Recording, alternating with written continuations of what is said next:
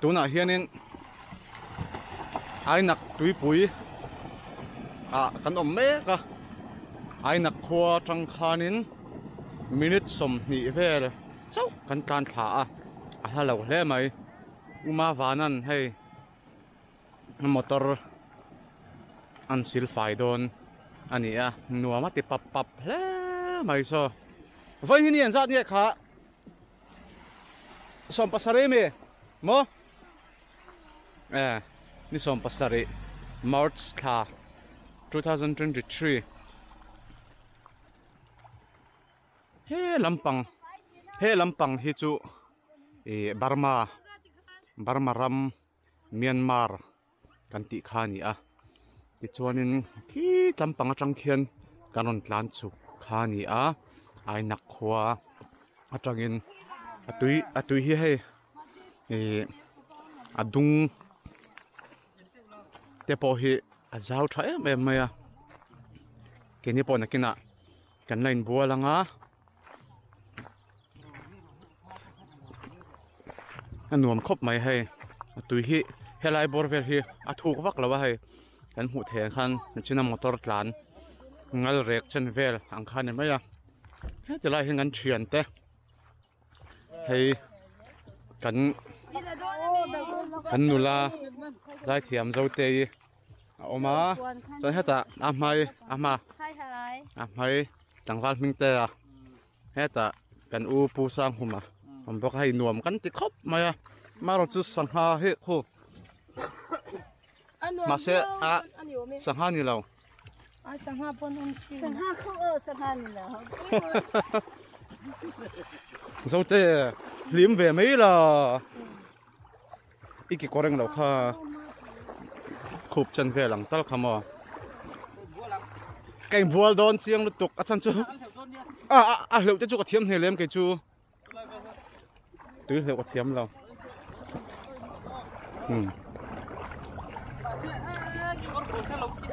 pi kor bul nia ken na chang chuan te in bual tum si ngatinge in thak na ang tur te po keng mi lo awel ero kan kenga hei uma vanan sil na sakop mai so ta so ngaro kan thian khaten local boka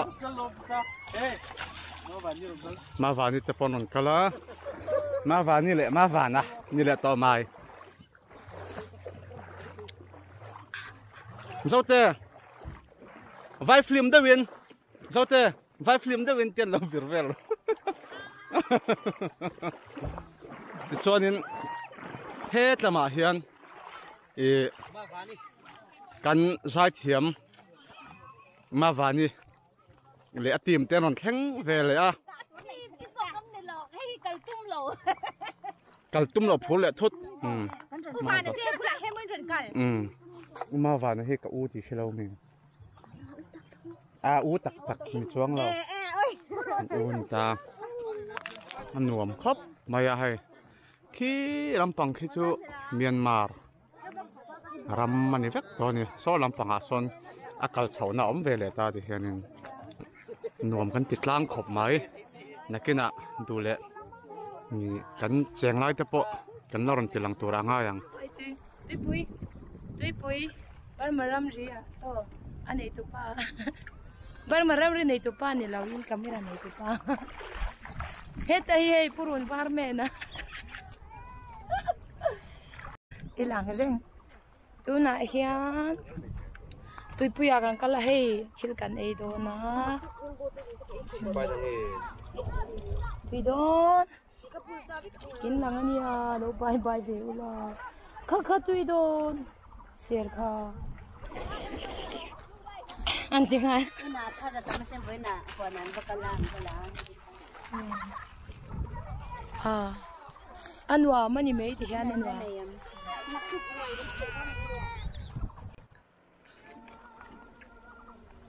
motor kan sil zawa hei then min bola ini po kan cheng zawa ele in lampang kila hian ma vani te am hangai ten lo siama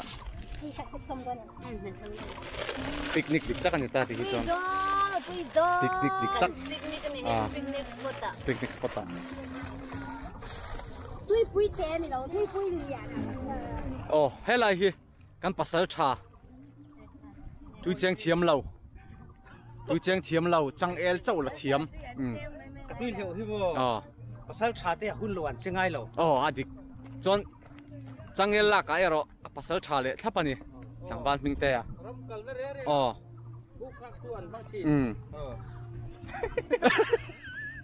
Buk hak tu po lang kha. An ram chua ka buk hak tu. Pasal chat na hi. Ai rong vol tu. Ram kal na hay. Kha kha ni mai. Chuan ichem kha ding chem nge ve chem. Ding chem po ve chem po. Adik ve ve apa han sil avara plak em. Kha kha ni top mai ni. Ki chuanin kian kan lang venga hoin chu nuam khop mai hai. Tui pui ai nak tui pui. Pui sụtขาติดจวม Kan kala ni a. ตรงกันเสียง Lampang ki. Baramaram ni du chon han kal thai a chaklok a ken kho oma ama ro chu kan man talo ni voin atan chon ei le in hi kan tianga kan ei zonga chum he zo chon ai nak kholama kan chho ve le ton ni ei le in kan tan photange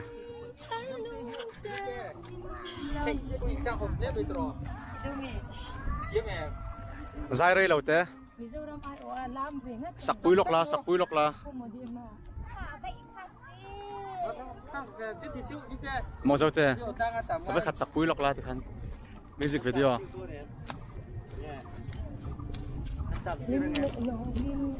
Gan lang thôi lan nha.